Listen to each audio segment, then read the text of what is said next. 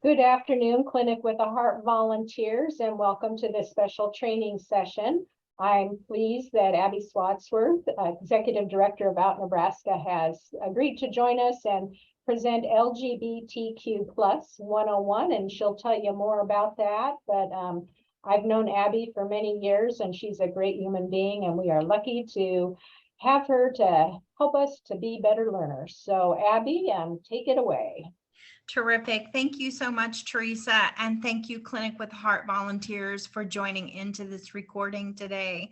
We are really excited to train with you because the work that you do is so important in our community. So yes, we are learning LGBTQ plus 101, and this is about learning forward and really leaning into our learning. So let's just go ahead and get started. So this is something you'll hear a couple of times today during our presentation. Don't let your face plant, grow roots, which just really means if you make a mistake, it's okay. And we're going to learn how to move forward from that. So who is Out Nebraska and who am I? Out Nebraska is a nonprofit. We're focused on improving the lives of LGBTQ plus Nebraskans through education, like sessions we are giving today, celebration, like our Prairie Pride Film Festival, and advocacy work, whether that is in policymaking spaces or in statewide organizations where we can help to improve services for our LGBTQ plus community. My name is Abby Swadsworth. I use she, her pronouns. I am the executive director of Out Nebraska, and my identities, I identify as a queer cisgender woman. So what are we learning today? We're learning about labels and definitions and what they mean on a personal level. We're going to look at pronouns and do a little bit of a deep dive. Why do pronouns matter? And we're going to look at stumbling and growing and learning forward. So some etiquette do's and don'ts in a space. And we're going to talk about humility and checking our egos. And then I hope that there will be time for questions if anyone has questions at the end of our training. So getting started, I like to have some agreements in my training spaces. Whatever learning and experiences I share can leave this space. If anyone on the video shares their own personal experiences, we kind of like to ask that those experiences stay here. So that's a Vegas plus kind of rule. What you learn here should leave, but what you hear from personal experiences should stay. I want to say there's no such thing as a dumb question. I am very, very fortunate in that I get paid to be gay. I am the person you can ask that awkward question to. And we are assuming that all questions or comments are coming with good intent and that we're respecting this learning space together. So 101. Disclaimer, these are labels and definitions commonly used by the LGBTQ plus community, but some community members may define a label a little bit differently than the definition that we have. And I want to let you know that's okay, because labels are both social and personal. Labels are used to communicate with other people in the community, and they also help us find meaning for ourselves. So LGBTQA plus, that's a group acronym for the queer community. You may also see it as a shorter one, LGBT, or with the plus, or just with the Q plus, or with the IA plus, or something longer like LGBTQIA2S plus, which is really quite a mouthful, and why we typically will shorten that. But that acronym stands for lesbian, gay, bisexual, transgender, queer or questioning, intersex, asexual, aromantic, and two-spirit, which is an indigenous identity, which is especially nice to uplift today on Indigenous Peoples Day. So The plus is there, of course, to include the other labels and identities that are not represented by those letters.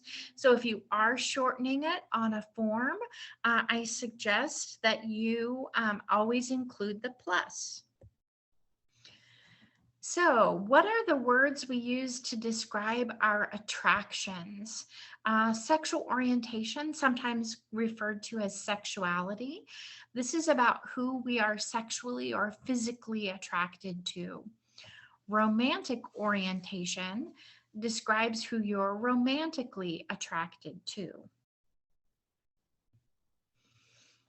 Lesbian.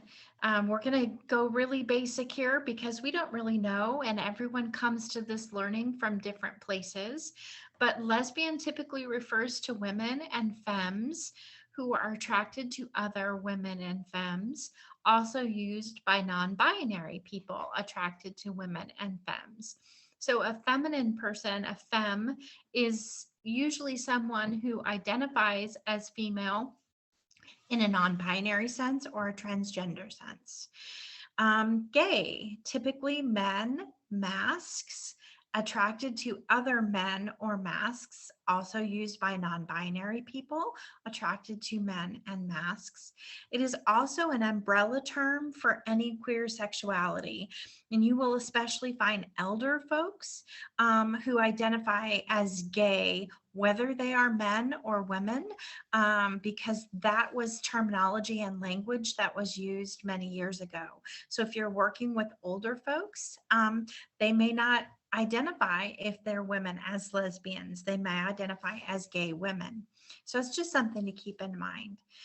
Bisexual, someone attracted to two or more genders, often explained as an attraction to genders that are similar or the same as ours, or dissimilar or different from ours. Pansexual, someone attracted to people regardless of gender or people of all genders.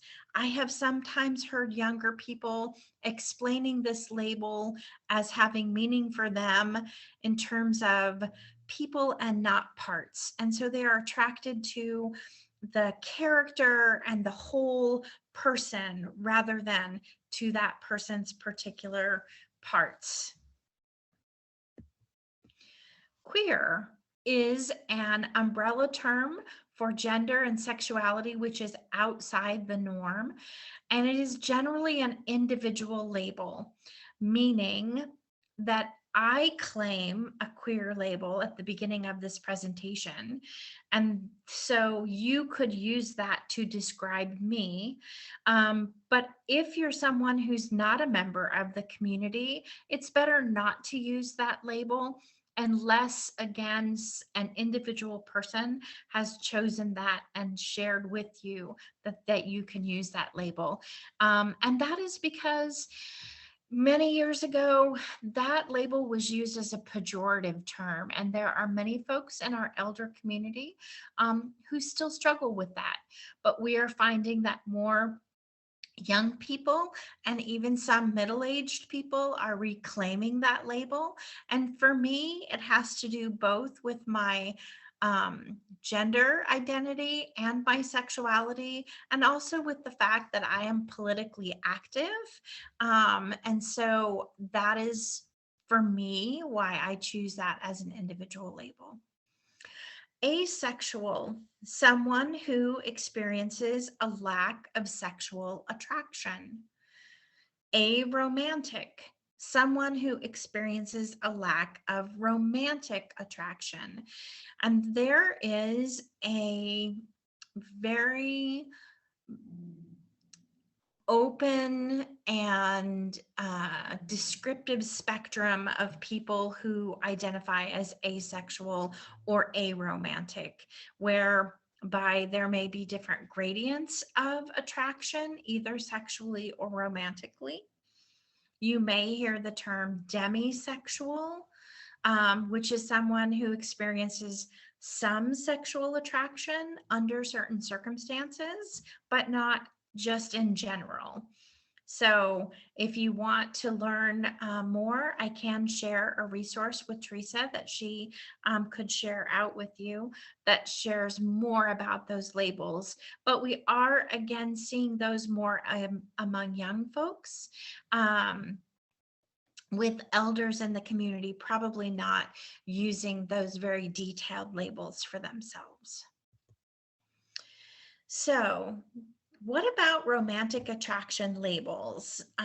This can be confusing. Labels that are used to describe romantic attraction that are different from sexual attraction may remove the sexual ending and replace it with romantic. For example, someone who's romantically attracted to 2+ genders, but who experiences no sexual attraction would be biromantic and asexual. Often, if someone's romantic and sexual attractions align, they'll just use one label. So, for example, they'll just say, I'm bisexual, rather than saying bisexual and biromantic. And again, this detailed labeling is something that we see more middle-aged to younger folks using, and not necessarily our elders. How about words to describe our gender and genders? Gender identity is the gender that you feel intrinsically inside yourself. Identity and identify is talking about what gender label resonates with you. We all have a gender identity, and everyone feels that inside and what that is. We sort of talk about that living in our brain part of our body. Gender presentation is how you express your gender. This is where we think of things like masculine or feminine or androgynous.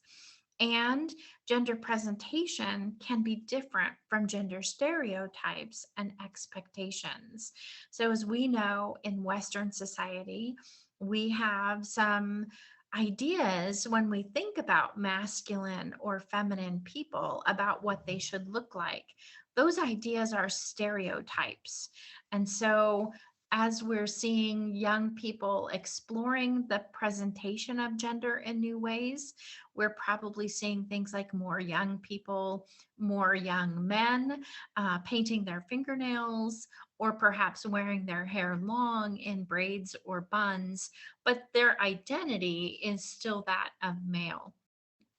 And it's really just the presentation that they are experimenting and expressing in different ways. So that's why we talk about it being different than gender stereotypes. And also why we need to be aware that you can't always know someone's gender identity by the way they present themselves. How about gender or sex assigned at birth? This is the gender or sex that a doctor said you were, or a nurse or midwife, based only on the external genitalia that they could see when you were pulled from the womb. So right now, that really is an assignment just based on the characteristics we can view. And that is why we talk about it being assigned at birth. Transgender is anyone whose gender identity, again, their intrinsic sense of self, does not align with their gender assigned at birth. Non-binary is someone whose gender identity falls outside of the binary. And so they are not only male or only female. Cisgender is anyone whose gender identity aligns with their gender assigned at birth. And so most people are cisgender.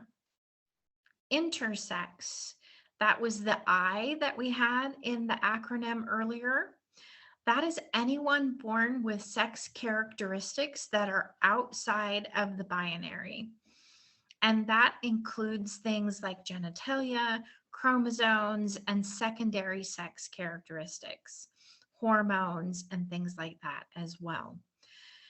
People who are born intersex, and it is just a part of the natural diversity of the human body. It occurs in nature as well, because the body is an incredibly complex system, and sometimes it doesn't fit in a neat box. And so folks can be born as intersex. Not everyone who is intersex identifies as a member of the LGBTQ plus community, but we like to make space for them in our community, should they feel that they do identify as a member. So everyone has labels. We all have genders and attractions, not just LGBTQ people. People who are cisgender and heterosexual are taught from everything in society that their identities are the norm and therefore, quote, neutral or, quote, non-controversial. And this isn't true. No identity is the norm. LGBTQ identities are not controversial. They may be identities that we don't have as much interaction with, but again, they're just a part of that normal human diversity. When we start talking about gender and sexuality, especially if we're not used to it, it can be really uncomfortable. This is where we want to talk about leaning into it, because the more we all talk, the easier it gets and the less stigmatized LGBTQ plus people and our identities are. We often hear about LGBTQ plus people being at a higher risk for things like suicide, drug use, alcohol use, mental health, poor mental health outcomes. That is not inherently because someone is LGBTQ plus. It is because they've been stigmatized by our heteronormative society, which does teach people that heterosexuality and cisgenderism is the norm. But again, labels and people do not always match up the way we think that they should. And labels, again, are both social and personal and help us find meaning for ourselves. And so, again, all part of this natural human diversity. So, what about pronouns? There is some talk that pronouns are politically correct somehow, but they're just a part of language. So grammar, pronouns are words that refer to a person, place, or object in place of the actual noun. So when we're talking about people, pronouns are the words that replace your name in a sentence. For example, it was Maria's pen. It was her pen. I worked with Taylor. I worked with them. When we talk about our pronouns, we're talking about the words that we want people to use for us instead of our name. So my pronouns are she, her, meaning I'd like people to use those pronouns when not using my name. So this sentence, the first sentence here, Abby picked up Abby's pen and wrote all by Abby's self, sounds a little awkward. We could say Abby picked up her pen and wrote all by herself. Some people use multiple pronouns, often written like they/he or she/they, or even say all pronouns. This means you can use either set of pronouns to refer to them, and all pronouns means you can use any pronoun to refer to them. Some people may have a preference which pronoun to use when they use multiple pronouns, and it's okay to ask. For example, my board chair uses she, they pronouns. When Kinsey is in the room with us, she prefers she pronouns. When Kinsey is not in the room with us, Kinsey prefers they pronouns. And so it's okay to ask. but we generally don't talk about pronouns being preferred pronouns for anyone because, again, they are a deeply personal way that we identify ourselves. A note about neopronouns. There are young people, and there's a movement among young people to use a category of new or neopronouns. Even though many of them were introduced more than 20 years ago, but they're only more recently gaining popularity, and so we do call them new. Some examples include Z, them, zir, and Z, here, here's, and A, ear. Neopronouns can be used by anyone, though most often they're used by trans and non-binary or other gender non-conforming people. So if we're talking about grammar, what about singular they? Can we really use it to refer to one person? And I'm here to tell you that yes, you can. They has been used to refer to singular persons for centuries. Shakespeare was a huge fan of they, and we actually use it all the time today also, and maybe just don't think about it. So how about that person who cut you off in traffic with their big truck? Gosh, how annoying they were. Or another example might be, goodness, someone left their cell phone in the kitchen. I wonder if they know it's here. I wonder if we need to get it back to them. One phone, one person. One truck, one person. You can use they to refer to one person. And the Merriam-Webster dictionary also indicates that you can use they as a singular pronoun. So here's a chart that just looks at some of the different pronouns and how to use them. If you are using they, them pronouns, you don't need to change up the rest of the language. You just use the rest of language as you would with the pronoun. So they ran, their shoe, I love them, they like themselves. So, and the neopronouns the same way, right? So just remember, using the pronouns that someone shares with you is one of the most basic ways to show your respect for the individual person. When you don't use the right pronouns, you can accidentally send the message that you don't respect that person. You can make them feel stressed and unwelcome. And so to avoid these negative experiences, it takes personal commitment and practice. So let's start. LGBTQ plus support etiquette. Pronoun etiquette. My friend, or at Clinic with a Heart, my patient or guest said they want me to start using new pronouns for them, but I'm nervous. What if I mess up? Here you go. Don't let your face plants grow roots. Practice, apologize, and do better. Be humble and accepting that you might mess up and commit to improving every day. Practice.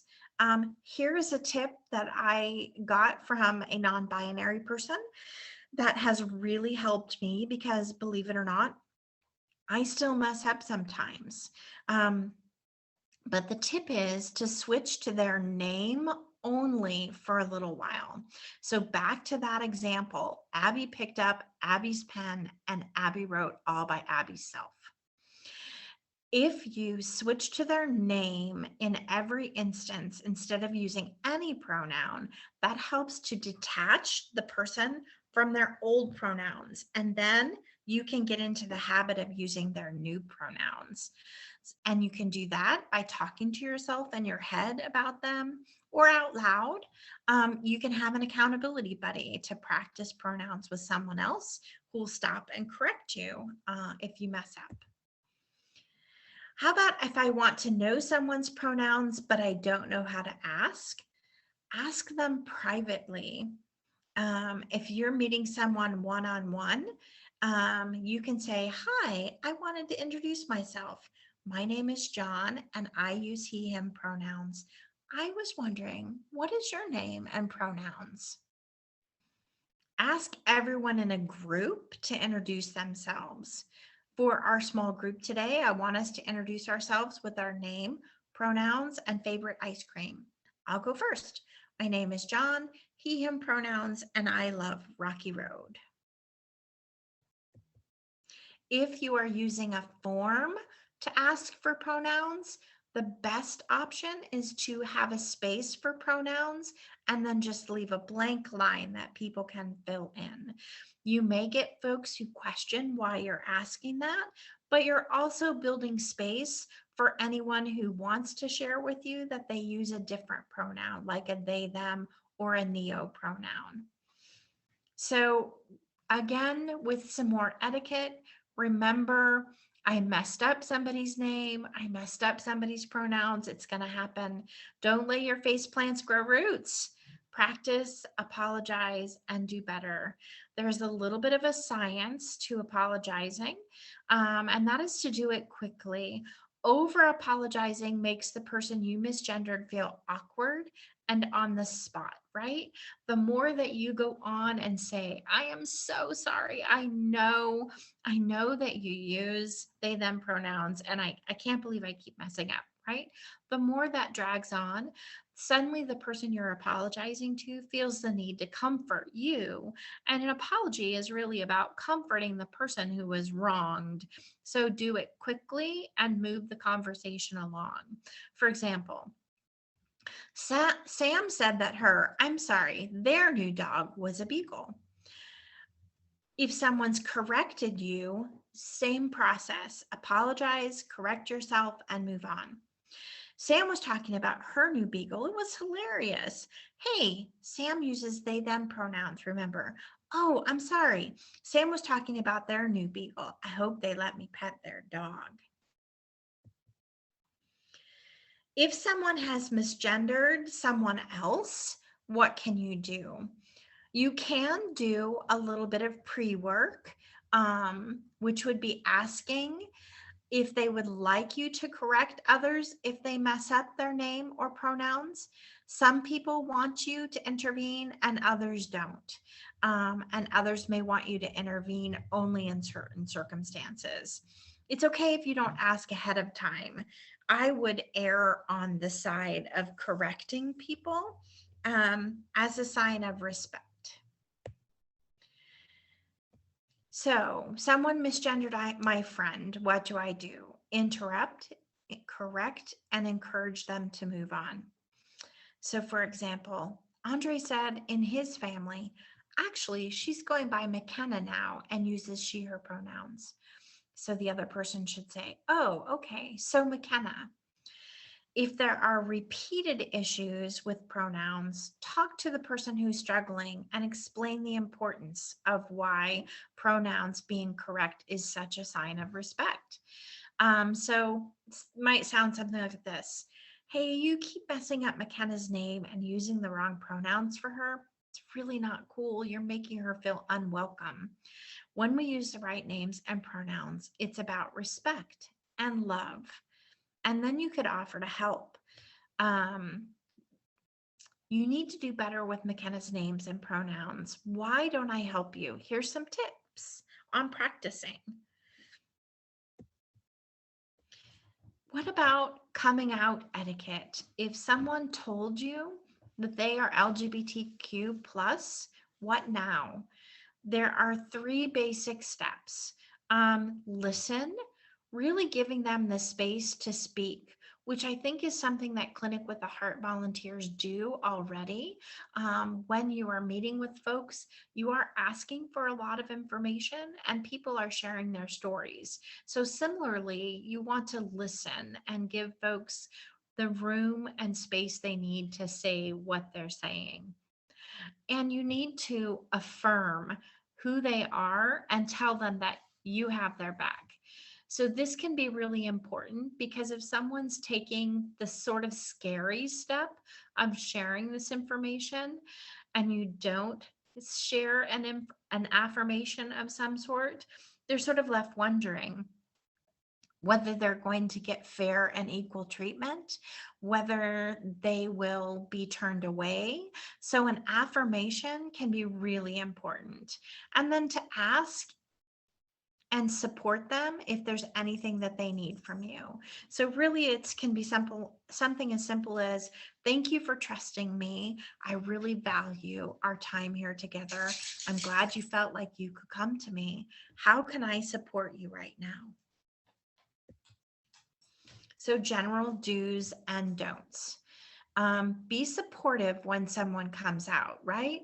As I mentioned, offer that affirmation in your response to them. Thank you for sharing that with me. I feel like this is important information, and I'm so glad you trusted me. Read about LGBTQ plus topics on your own. Much like in the racial reckoning that our society is still coming to grips with, we are asking as white people that we do our own work. So that we read and learn about Black identities and other identities that are not white, and that we read more and understand more about our whiteness. This is much the same. We would like heterosexual people to read up and learn more about LGBTQ plus people on your own. So at the end of this presentation, there'll be some resources that you can find and read and use for your own education. Make your spaces welcoming. Introduce yourself with your own pronouns. Look for pride flags, pronoun buttons or stickers, or ally posters in a space. This can be really important for folks who are looking for visual clues about whether a space is affirming and welcoming. You can't just put up a pride flag, however, and not back it up by also doing things like pronouns and names and maybe working through some forms to make them more affirming. But those flags can be really important.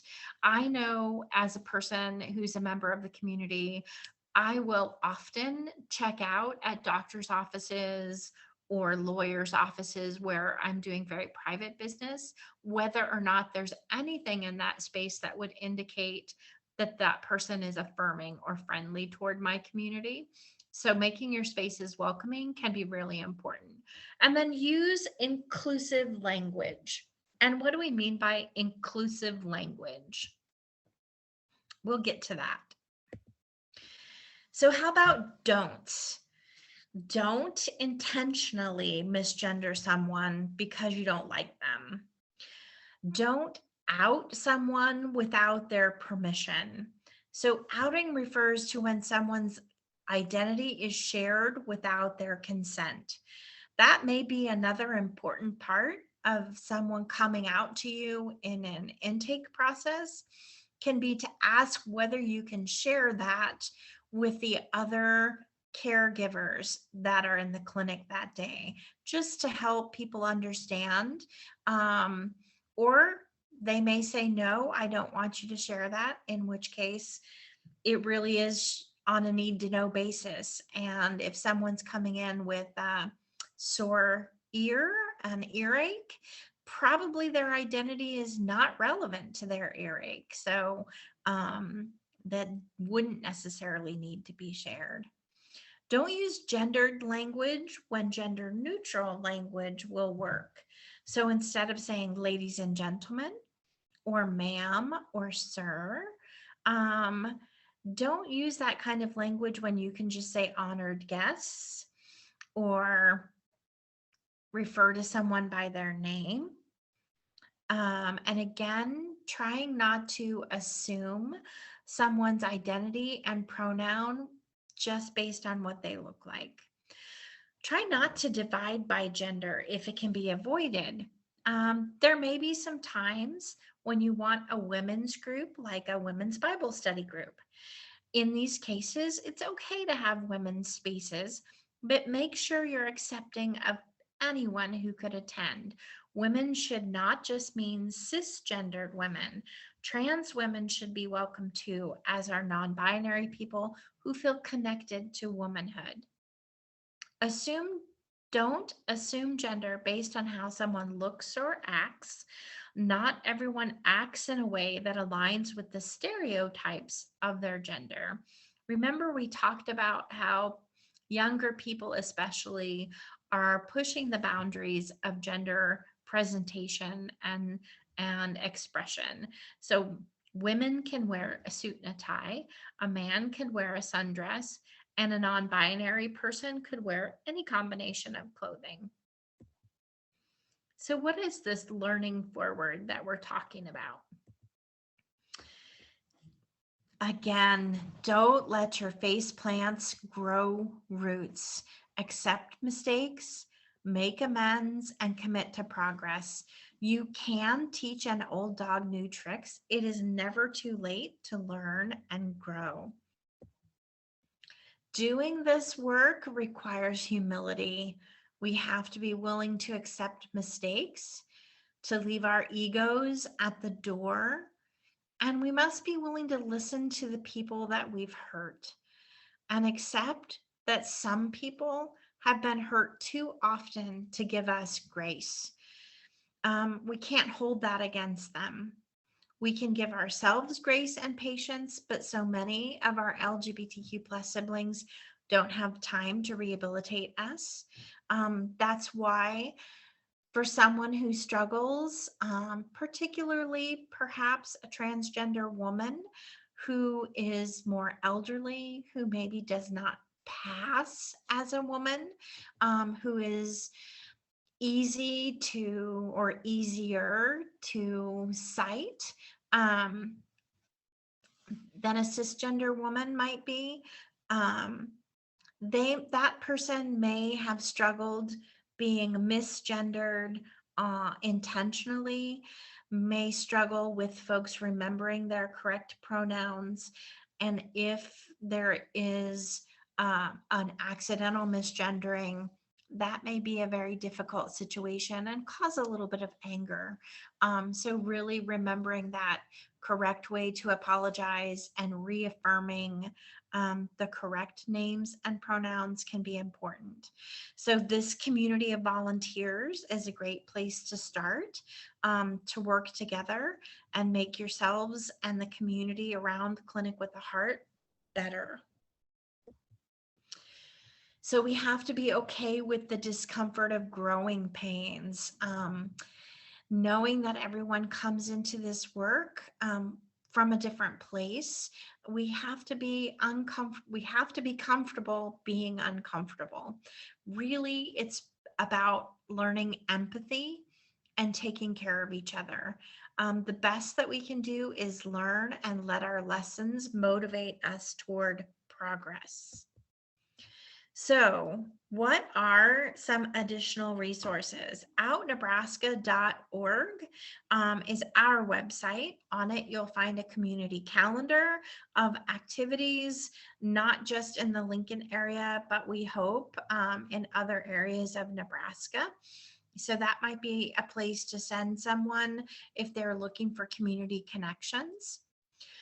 GLSEN, which stands for Gay, Lesbian, Straight Education Network, is really geared towards educators, but it has some excellent resources in general, and I just suggest that you check it out. It is especially helpful if you're working with young people. So I would say, 26 and younger still counts as youth in our book. And so that would be a great resource just to check that out. PFLAG stands for Parents and Friends of Lesbians and Gays. They support parents and friends, but more importantly, they also support LGBTQ plus people directly through support meetings. And they have a national website at pflag.org that has some excellent reading materials that you can download, their ebooks, and read through them to learn more. There is a local chapter here in Lincoln called Cornhusker PFLAG, and that's a great resource to point people towards if they are in need of direct support. It's important to point out that Out Nebraska is not a direct services organization, so we don't typically provide that support, but PFLAG definitely does. Pronouns, wanting to dive more into pronouns and why they're important and how to do that work, you can check out mypronouns.org. There is a website called Trans Student Educational Resources, transstudent.org. That website is an excellent resource for something called the Gender Unicorn, which can help be a visual tool to discuss the differences between identity, expression, attraction, and sex assigned at birth. The University of Nebraska has got a Trans Ally pamphlet that you can check out. And then a couple of books that I suggest, which are both an easy read, The ABCs of LGBT+, by Ash Hardell, although you will find it published under the old name of Ashley Mardell. And also This Book is Gay by Juno Dawson, which is one of the most banned books. And so not long ago was Banned Book Week. And so I'm sort of just carrying that forward and encouraging you to read banned books. This is a book geared towards youth, but it is an easy read for adults and just does a really great job exploring some identities that people have who are members of the community. And that is the end of our presentation. I don't know if anyone has questions, but I'm going to stop sharing my screen. And if anyone has questions, I'm happy to answer them. Abby, this was incredibly informative, and I appreciate that. Our values are hospitality, dignity, and grace, and you help us get down the road on that a little bit. So thank you for that. And I've gone to other presentations, and actually I'm going to give you a thumbs up. This was the best one. And also the grace of we're going to face plan. Yeah. In all kinds of areas. That is really something to remember, right? And so it's just about like not letting your ego get in the way when that happens and practicing that sort of like, deep breath and apologizing and moving on. Right. And then I appreciate your input on the apology too, that the apology is meant to be for the person, not for you to get comforted from the person. Because I think sometimes, and also not to make a spectacle of it, especially in a place like our environment, just move on. Yeah, exactly. Acknowledge the mistake and move on, and don't embarrass the person by going on and on about it. Yeah, that's another, I didn't even mention that, but you're right. It can be embarrassing for the apology to go on, and somebody just is like wanting to get smaller and smaller and, can this floor open up and swallow me? So Right. yeah, just moving on quickly. And, what I have found to be true is that when we make that sort of an apology and correct ourselves quickly, people will give you more grace because they recognize that you're trying. Exactly. And I loved your examples about they too, because those same questions. Well, they is not singular, but I use they. Did they just flip me off? I used that on the interstate yesterday. Great example. Yeah. Nancy, did you have any questions? I don't know if I have questions as much as comments. I have a grandchild that is non-binary, and I've been working really hard to learn a lot of these things, and this was a great presentation. It helps me understand a lot more. I've been working hard on my language.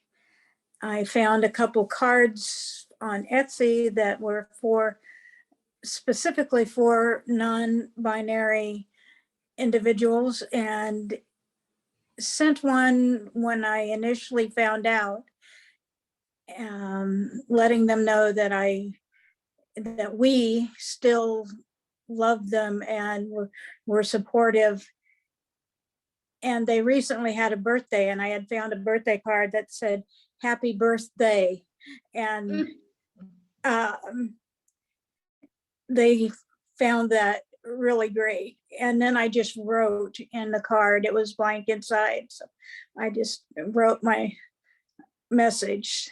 So the more I can learn, the better support I'll be Yes. to my grandchild. So yes, thank your you. grandchild is very lucky. That's a wonderful thing that you're doing. I'm trying. I told them I wanted to be the best non-binary grandma in the country. So Go for it, Nancy. So, and I appreciated all the resources too. So what I will do, we have a page for this presentation. I will also link all those resources too, so it's easy for volunteers to get to. So, Good. Abby, there might be some that will watch the presentation, watch the recording, and think this would be good for our organization. Yeah. What would be a good way for them to reach out to you?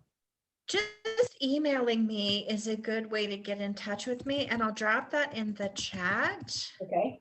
And are you okay if I put that on that? Yes, you can put that on the resource page as well. Yes. Okay. Because it is a part of our mission to provide this kind of education to other nonprofits or businesses, everywhere that we can sort of help people to be more affirming. That just, it ripples outwards. So yeah, definitely, if folks are interested, to reach out. Okay. All right. Well, thank you so much for your time today. I appreciate it. And we have many people who have lined up to watch the presentation recording. So there'll be a bigger audience. So I appreciate your time. Thank you. Terrific. Thank you, Teresa. thank you, Abby. Thank you, Nancy.